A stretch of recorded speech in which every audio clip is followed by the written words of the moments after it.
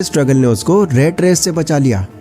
I know आप में से मैक्सिमम लोगों ने खुद को सुमित की लाइफ से रिलेट किया होगा। कोई रेयरली ही ऐसा होगा जिसने हेमा जैसी लाइफ देखी हो।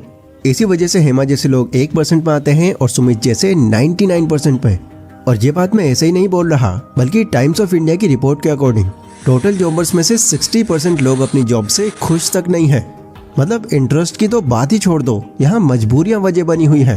और ये तो फिर भी इंडिया के अलग अलग ऑर्गेनाइजेशंस में की गई कुछ ही लोगों की स्टडी है। अगर इसमें और भी ज्यादा पार्टिसिपेंट्स को लिया जाएगा तो डेफिनेटली ये परसेंटेज और भी कई ज्यादा होगा। देखो रेट रेस के जो बीज है ना, वो हमारे कॉलेज से ही उगने शुरू हो जाते हैं, क्योंकि सुमित की तरह हर लोअर और मिडिल क्लास इंसान अपने कॉलेज डेज में ही यही सोचता है कि वो ग्रेजुएट हो जाने के बाद बहुत पैसे कमाएगा, अपनी फैमिली को किसी भी चीज की कमी नहीं होने देगा, घर खरीदेगा, बड़ी कार लेगा, महंगा वाला फोन लेगा, वगैरह वगैरह। और इन सब ड्रीम्स को बहुत जल्दी पूरा करने के चक्कर में वो शिकार हो जाते हैं इस रेट रेस के। एंड आखिर में आकर वो इतना थक जाते हैं कि वो अपना ड्रीम पूरा करना तो दूर, अकेले टाइम बिताने के लिए भी उन्हें बहुत स्ट्रगल करना पड़ता है। सुमित और हेमा की कंबाइंड स्टोरी मैंने आपको इसलिए बताई ताकि आप समझो कि एक्चुअल प्रॉब्लम कहाँ से शुरू होती है और धीरे धीरे इसके डॉट्स कैसे एक दूसरे से जुड़ते हैं। क्योंकि इसमें ऐसा नहीं है कि ये सिर्फ आपकी वजह से ही होता है। आपको एक रेट रेस में फंसाने में ज्यादा बड़ा रोल दूसरों का होता है। पर ठीक है, इस रेट रेस को तो हमने समझ लिया, पर अब इससे बाहर कैसे निकलें? क्या कोई ऐसा रास्ता नहीं है कि हम पहले ही खुद को तैयार कर लें? वेल हाँ, ऐसा पॉसिबल है। अगर हम एक स्टेप बाय स्टेप प्लान बनाएं तो हम इससे बचा सकते हैं खुद को। सबसे पहले तो एक रेट रेस और फाइनेंशियल फ्रीडम को डिफरेंशिएट कर लेते हैं।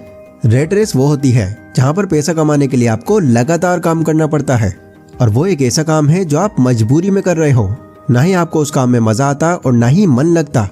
एंड फाइनेंशियल फ्रीडम वो है जहां पैसा कमाने के लिए आपको कोई काम करने की जरूरत नहीं है। तो अब मैं होप कर रहा हूँ कि ऐसी रेट रेस में कोई जानबूझकर तो नहीं जाना चाहेगा। सो इसीलिए अब मैं आपको जो स्टेप्स बताने जा रहा हूँ उनको बहुत ध्यान से सुनना। Step 1, find your why. पहले तो ये क्लियर करो कि इस रेट रेस से आप बाहर क्यों आना चाहते हो, इसकी मेन वजह क्या है, आपको क्या चीज परेशान कर रही है कि आप मजबूर हो गए हो। क्या आपके ऊपर लोन बढ़ रहा है, क्या आपको सैलरी कम मिल रही है, क्या आपको आपकी जॉब में रेस्पेक्ट नहीं मिल रही, क्या आपकी इस काम में दिलचस्पी ही नहीं है। इनमें से जो भी रीजन है आपका, पहले उसे क्लियर करो। अगर आपके पास कोई रीजन नहीं है कि आप क्यों बाहर आना चाहते हो यहाँ से, तो इसे बाहर आने के बाद भी आपका कोई फायदा नहीं होने वाला। Step 2, calculate how much money and time you need. मानकर चलते हैं आपके पास रेट रेस से बचने का एक रीजन है, तो अब आपको ये कैलकुलेट करना है कि यहाँ से बाहर निकलने के लिए आपको कितना टाइम और कितने पैसों की जरूरत है। ये टाइम और पैसे इतने हो कि इस रेट रेस से बाहर निकलने के बाद आपको ज्यादा स्ट्रगल न करना पड़े। ऐसा तो नहीं होगा कि आपको 20-25 साल चाहिए होंगे और साथ में करोड़ों का फंड बन जाना चाहिए होगा। ऑब्वियसली ये पैसा और टाइम कम ही होगा, बट अप्रॉक्सीमेटली कितना है आपको ये कैलकुलेट करना है। Step 3, cut out your expenses. अब देखो, मैं आपसे ये नहीं बोलूंगा कि आप बाहर का खाना पीना ही बंद कर दो। कहीं कुछ थोड़ा बाहर खरीदने का मन करे तो आप मन मार कर रह जाओ। आप बस अपने इमोशंस को कंट्रोल में रखो, लोगों की बातों से इन्फ्लुएंस होने से बचो। चीजें दूसरों को दिखाने के लिए नहीं, अपनी जरूरत के लिए खरीदो।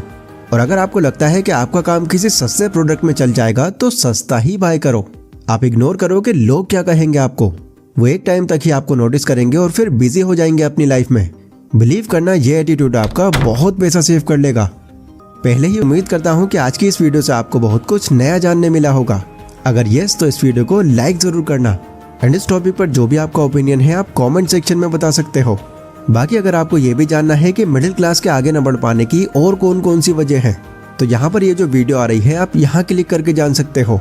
तो मैं मिलता हूँ अपनी उसी वीडियो में, तब तक के लिए stay safe, stay healthy, take care.